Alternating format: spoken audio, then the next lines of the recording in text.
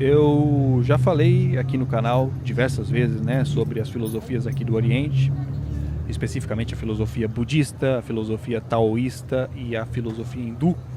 E mesmo quando eu não estou falando especificamente sobre essas filosofias, né, vocês sabem que a minha visão de mundo, né, as minhas opiniões, geralmente são muito influenciadas por elas, né, porque eu me identifico muito com elas e eu procuro estudá-las o máximo possível já há alguns anos já, né?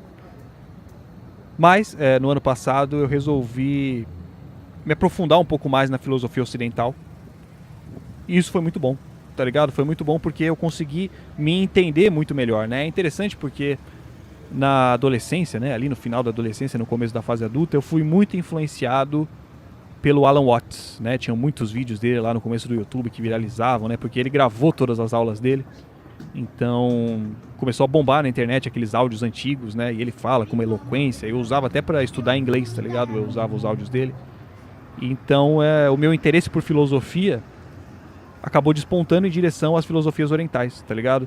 Mas eu não tinha essa noção naquela época, e até pouco tempo eu não tinha essa noção de que para entender completamente as filosofias do Oriente, né? Não só as filosofias do Oriente, mas tudo, né?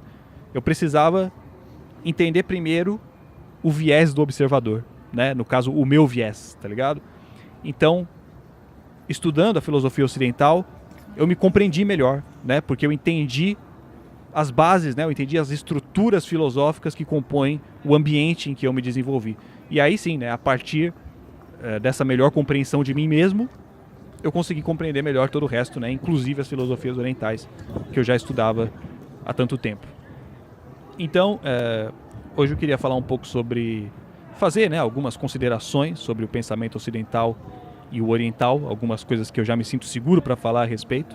Não que eu me segure também, quando eu não me sinto seguro eu falo mesmo assim, mas eu sempre deixo claro, né, que eu não sou especialista nem nada disso. E algumas pessoas me pedem, né, não é uma maioria, algumas pessoas sempre estão me mandando mensagem pedindo para me aprofundar mais, né, na filosofia e tudo mais. Mas eu sempre falo, né, assim, vocês sabem que eu faço esses vídeos às vezes até mais pra mim mesmo do que pra vocês, tá ligado? É o que tá na minha cabeça no momento e eu sinto essa vontade de expressar, tá ligado? Então o meu objetivo não é converter ninguém em nada, né? Não é fazer juízo de valor, tá ligado? Eu não tô aqui querendo provar que a filosofia oriental é melhor do que a ocidental, nem nada disso, até porque essa própria designação, né, de melhor e pior, ela já não faz sentido, né, nas filosofias aqui do Oriente.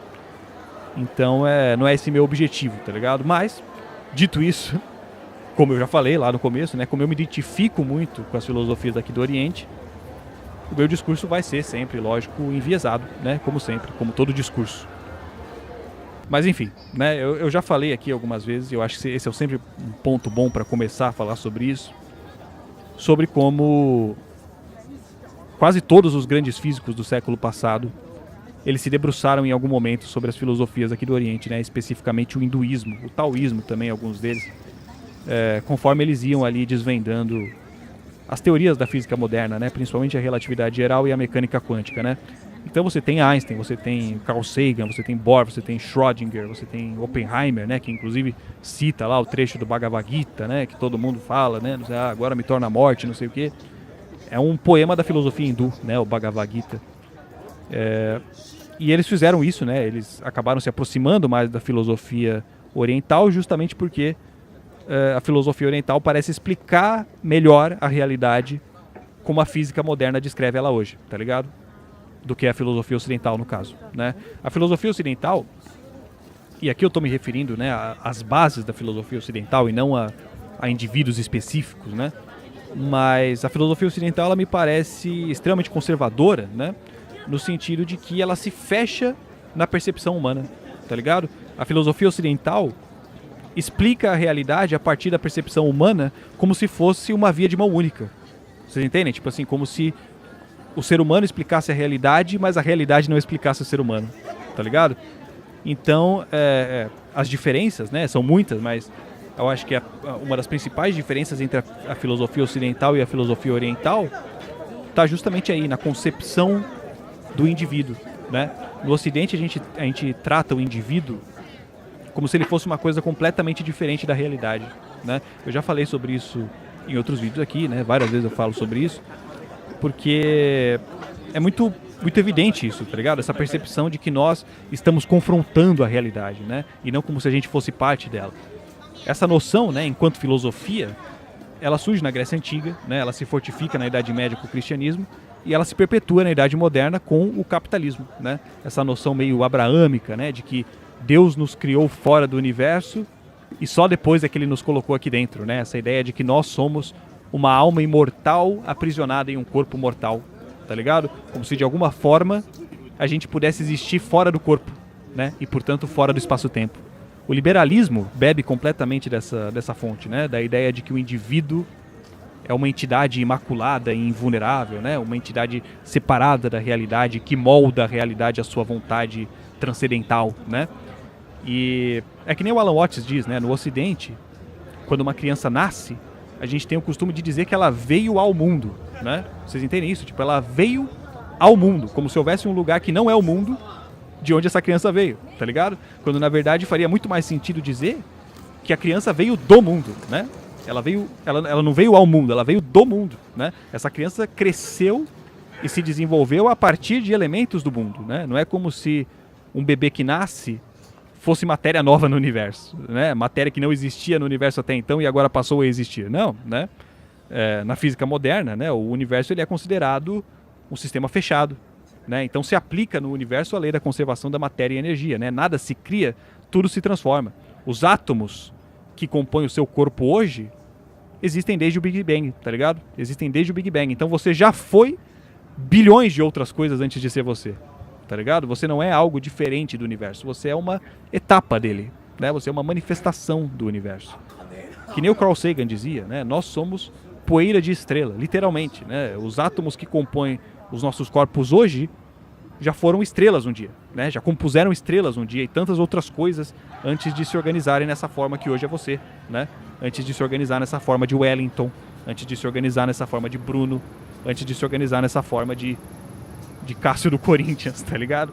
E essa percepção de que tudo está em constante movimento, né? De que tudo está em constante transformação, é uma das bases da filosofia oriental, né? Tanto do budismo, quanto do taoísmo, quanto do hinduísmo. É claro que tem filósofos ocidentais que também partem dessa mesma premissa, né? Que nem os pré-socráticos, Heráclito, né? Aquela coisa de o ser humano não, né? Um homem não consegue se banhar duas vezes no mesmo rio, porque a água do rio está passando, né?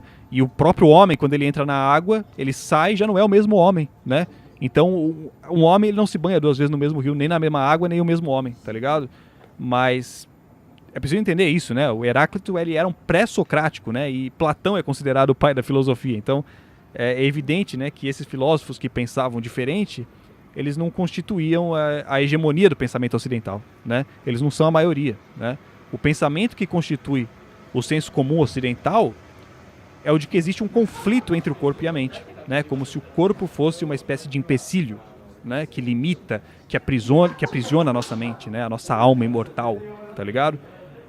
E isso faz com que a gente passe a vida toda lutando contra a nossa própria natureza, como se a natureza fosse a nossa inimiga, né? É lógico que aqui, né, só para deixar claro, eu estou falando de pensamento ocidental, né? Mas hoje em dia, principalmente depois da Segunda Guerra Mundial, né, o pensamento ocidental se tornou hegemônico, né, no mundo todo.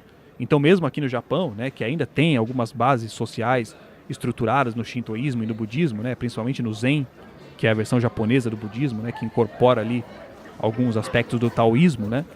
Depois da Segunda Guerra, né, com a ocupação dos Estados Unidos aqui no Japão e todas as reformas políticas e sociais que decorreram disso, né, é evidente que a sociedade japonesa, assim como muitas outras aqui na Ásia, passaram a incorporar a lógica do pensamento ocidental acima da oriental, né? Só para deixar claro que quando eu estou falando de pensamento ocidental, eu não estou me referindo necessariamente aos países do Ocidente, né? Eu estou me referindo às bases filosóficas que tiveram origem no Ocidente, né? E que hoje já se expandiram para o mundo todo, tá ligado? Mas enfim, né? O que eu quero dizer é que no taoísmo, no hinduísmo e no budismo não existe essa separação do indivíduo e da realidade, tá ligado? Isso é muito interessante porque essa separação ela pode ser tão natural pra gente que é ocidental, né? Que a gente acaba tratando como se fosse um aspecto da natureza humana, né? Como se fosse uma espécie de instinto, mas não é, tá ligado? Não é, porque, né, 1000 anos antes de Cristo já tinham sociedades aqui na Ásia estruturadas em torno da percepção contrária, né? Da percepção de que não existe indivíduo. Porque não é difícil de você perceber isso, na verdade, né? Quando um animal morre, ele não desaparece instantaneamente, né? Ele fica ali, ele se decompõe, né? Outros animais se alimentam do corpo dele. A gente mesmo se alimenta do corpo de outros animais que morreram, né? Então é bastante intuitiva, na verdade, né? Essa percepção de que a gente não deixa de existir quando morre, né? A gente se transforma em outras coisas. A gente não vem ao mundo, a gente vem do mundo e a gente volta para ele quando morre, né? Só que a partir do momento em que a gente nasce, né, numa sociedade completamente organizada a nos fazer nos entender enquanto indivíduos separados e independentes, né? E todo mundo que você conheceu durante a sua vida inteira também nasceu, né, nessa mesma sociedade, foi influenciado e educado por essas mesmas instituições, né? Aí acaba parecendo que é natural, tá ligado? Acaba parecendo que é instintivo, simplesmente porque não se tem mais a noção da base, né? Não se enxerga mais o fundo do poço de tão alto que a gente já escalou, tá ligado? E mesmo a ciência ocidental, né? A ciência ocidental, hoje em dia, já entende, né? Desde o século passado, na verdade, que não tem como você descrever um objeto sem descrever junto o ambiente em que esse objeto está, tá ligado? Porque o ambiente em que o objeto está define o que o objeto é. E vice-versa, né? E vice-versa. A análise do objeto também define como é o ambiente em que ele está, né? Simplesmente porque eles são a mesma coisa, tá ligado? Eles são a mesma coisa, né? O que é um ambiente? Você tem ali uma floresta, vamos supor, né? Você tem árvores, você tem plantas, você tem animais. Por que um ser humano não entraria como parte disso, né? Por que o ser humano seria algo diferente do resto do ambiente, não é? É uma separação arbitrária, tá ligado? Por isso que alguns seres humanos têm a pele clara, por isso que outros seres humanos têm a pele escura, por isso que alguns seres humanos têm o olho azul, por isso que outros seres humanos têm o olho puxado. Porque os ambientes em que esses seres humanos se desenvolveram eram diferentes um do outro, né? Uma análise desses ambientes justifica o porquê desses seres humanos serem como são, né? E uma análise desses seres humanos também indica como era o ambiente em que eles se desenvolveram, né? Simplesmente porque eles são a mesma coisa, né? Os seres humanos são um pedaço do ambiente, né? Agora, a visão individualista ocidental, né? Ela produz muitas vezes pensamentos completamente absurdos, né? Que nem um conservador disse pra mim uma vez assim, porque se os europeus tivessem nascido na África e os africanos tivessem nascido na Europa, aí eu falei, opa, peraí, tá ligado? Como assim, né? Como assim se os europeus tivessem nascido na África e os africanos tivessem nascido na Europa, né? Se os europeus tivessem nascido na África, eles seriam africanos, né? Se os africanos tivessem nascido na Europa, eles seriam europeus, tá ligado? Não existe uma alma europeia e uma alma africana. Vocês entendem esse grau de abstração, né? Como se o indivíduo fosse algo que não o corpo, né? Como se fosse possível ser um europeu com alma de africano, tá ligado? E é justamente essa individualização excessiva, né, que produz na gente o senso de competição que rege a sociedade ocidental, né? A partir do momento que falta na gente a percepção de que o outro é um pedaço da gente, né, um pedaço do ambiente em que a gente se encontra, a gente cria essa ilusão de que é possível que um seja melhor do que o outro, entende? Essa é a lógica da colonização, né? Essa é a lógica da colonização. Quando você separa o indivíduo do ambiente, você não entende o porquê da outra pessoa ser tão diferente de você, né? Você passa a avaliar o outro de acordo com os critérios do seu ambiente, né? Sendo que o que é melhor no seu ambiente não necessariamente é o que é melhor no ambiente do outro, entende? E quando a gente cria, né? Quando a gente cria esse ideal universal, né? Como se houvesse um único lugar onde todos os seres humanos têm que chegar para serem bem-sucedidos, né? A gente transforma a vida numa jornada, tá ligado? Essa é uma analogia extremamente comum no Ocidente, inclusive, né? Entender a vida como se ela fosse uma jornada, né? Você tem que lutar, porque no fim tá a recompensa, né? Então você vê que a gente nunca tá vivendo pelo momento, né? A gente está sempre vivendo por uma suposta recompensa que está no futuro. E quando a gente chega no fim da vida e ainda não alcançou essa recompensa, aí a gente joga essa recompensa para depois da vida, né? Pro paraíso, ou seja lá o que for, né? Então, vocês entendem como esse pensamento ele não faz sentido nenhum, né? Porque se a recompensa estivesse no fim da vida, então a melhor vida seria mais curta, né? A melhor vida seria mais curta. Se houvesse de fato um lugar para se chegar, quanto mais rápido você chegasse nesse lugar, melhor, não é? Por isso que essa ideia de competição, né? Como se todos nós estivéssemos competindo com todos nós para ver quem chega primeiro. Quem chega primeiro onde? Tá ligado? Não se trata de chegar na frente, não se trata nem de chegar em lugar nenhum, tá ligado? A vida está no processo e não na conclusão, né? A vida é que nem uma música, a vida é que nem música. Você não escuta uma música esperando que ela acabe, né? A beleza da música está no processo da música, em todas as etapas dela, né? E não só na conclusão.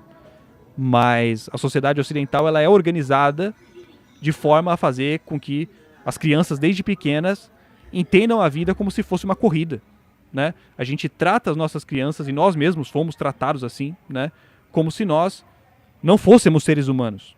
Como se nós fôssemos candidatos à humanidade. Vocês entendem, né? Como se existisse um lugar para se chegar, né? Um lugar em que nós ainda não estamos. E aí a gente passa a vida toda batalhando, morre frustrado, sem perceber que desde que a gente nasceu, a gente já era aquilo que a gente estava tentando se tornar, né? Essa que é a brisa. E é isso, mano. Espero que vocês tenham gostado dessa merda. E é nóis, mano. Beijos.